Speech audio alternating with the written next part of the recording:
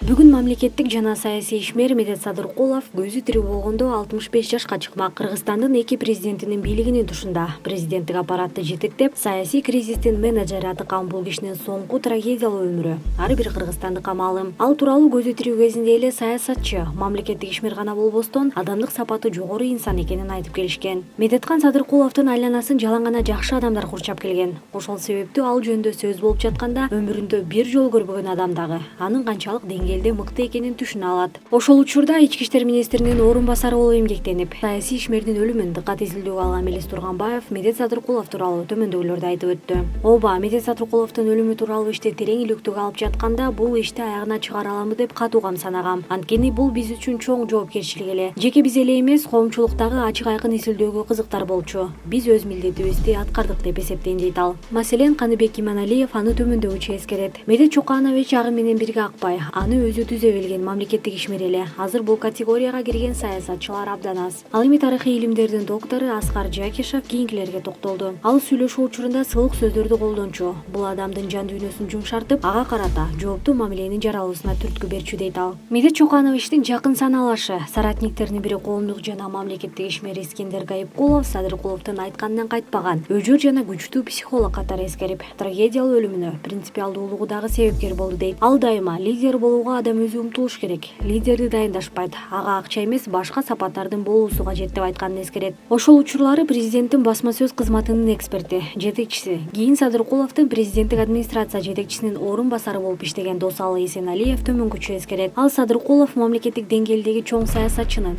жакшы адамдын сапаттарына ээ болгондугун жана Кыргызстандагы кадр тандоо саясатынын системасын түзүп, оң жолго коюп кеткендигин айтат. Иштешип калган жылдары анын мамлекет үчүн күйгөн, мекенчилдик позициясынын өзгөчө бекемдигин көп байкадым. Кандай гана маселе болбосун, айрыкча эл аралык маанайдагы чечимдерди кабыл алып, карап жатканда ушул позицияны абдан жакшы карманчу. Дагы бир сапаты уюштуруучулук жөндөмү күчтүү. Башкача айтканда, тубасы администратор болчу.